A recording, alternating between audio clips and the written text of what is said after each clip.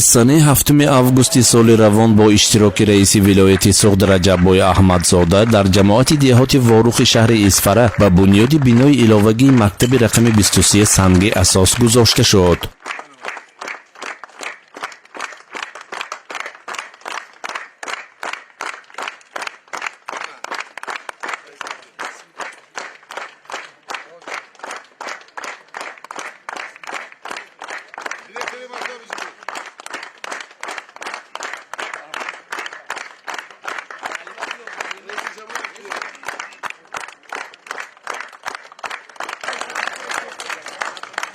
раиси вилоят ҳангоми суҳбат бо сокинони ҷамоат иброз дошт ки дар асоси дастуру супоришҳои асосгузори сулҳу ваҳдати миллӣ пешвои миллат президенти ҷумҳурии Тоҷикистон муҳтарам Эмомалӣ Раҳмон ва ба пешвози 30-солагии истиқлолияти давлатии ҷумҳурии Тоҷикистон тамоми мактабҳои садамавии вилоят навсозӣ гардида сохтмони биноҳои нави таълимӣ ба нақша гирифта шудааст. мактаби рақами 23 аз ҷумлаи мактабҳои дар ҳолати садамавӣ қарор дошта маҳсуб меёфт ва маҳз бо назардошти ин омил бунёди бинои иловагӣ зарур дониста шуд. бинои иловагӣ аз 8 синфхона иборат буда он бо маблағгузории мақомоти иҷрои ҳокимияти давлатии вилоят сохта мешавад. ватан ҷоне ки дар ҷони ману туст, ватан ноне ки дар хони ману туст, ватан оинаи оби зулол аст, ватан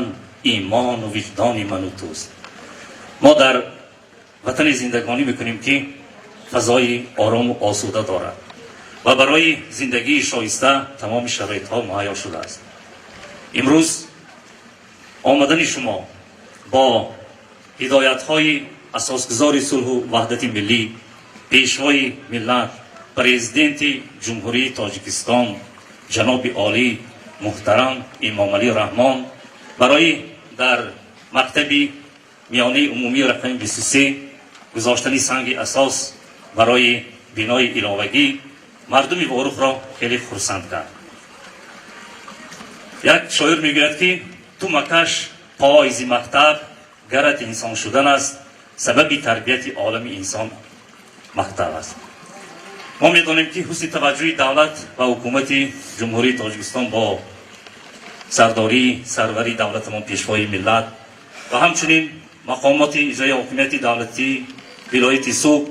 و شهر اسفره و دهه وارو حسن توجهشان زیاد است و همچنین حسن توجهی پیشوای ملت و معارف خیلی بزرگ بوده. دائما تاکید میگویند که معارف عامل مهمترین نجات ملت و تحکیم دولت است. من از فرصت استفاده برده از فرصت و شما از نام استادان این دبستان، از نام ساکنان محله‌های فراگیر، از نام خوانندگانی که آینده در اینجا تحصیل خواهند کرد برای دستگیریتان میnnتداری صمیمی اظهار میکنم و همچنین از فرصت استفاده برده امروز که شما خانه فرهنگ ما را دیدن کردید، من همچون هم آموزگار هم دیرکتور خانه فرهنگ قبلا از نام تمام کلی مردم وارخ و شما سپاس میگویم. سلامت باشید برای کار. سپس رئیس ولایت در جماعت مذکور با رفت کارهای منفرش‌کنی راه مرکزی شناس گردید. به رئیس ولایت اطلاع دادند که با تشبث ساکنان جماعت بیش از 8 کیلومتر راه مرکزی از حساب صاحبکاران و سخاوتمندان پورا منفرش کرده می شود. رجبای احمدزاده از سهمگذاری فعالان در آبادانی راهها خوش استقبال کرده ذکر نمود که این اقدام نمونه عالی وطندوستی ساکنان جماعت محسوب می یابد.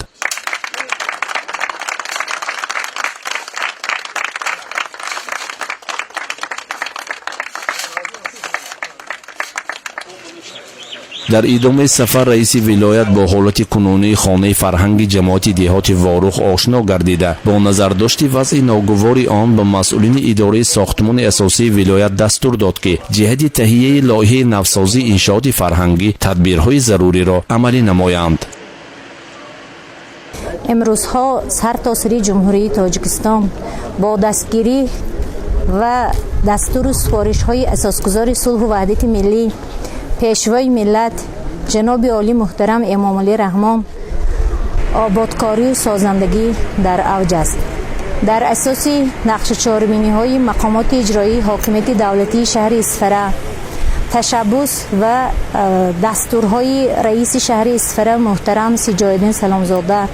و اینچنین نقش چهاربینی های جماعتی واروخ امروز مردمی صاحب معرفت و برومند واروخ تصمیم گرفتند که راه مرکزی جماعتی دهات واروخ منفرش کرده شود و من منتداری صمیمی خودم را برای دستگیری به مقامات اجرایی حاکمیت دولتی شهر اصفهان و به واسطه شخصا به رئیس محترم سجادالدین سلامزاده میرسانم و امروز صاحبکاران ما، مردم ما دست جمعانه به این کار دست زدند و امید میکنیم، باوری داریم که انا همین دستور سپارش های جناب عالی اساسگزار صلح و وحدت ملی، پیشوای ملت که بخشیده به 30 سالگی استقلالیت جمهوری تاجیکستان دستور سپارش ها دادند، اجرای خود را می‌یابد.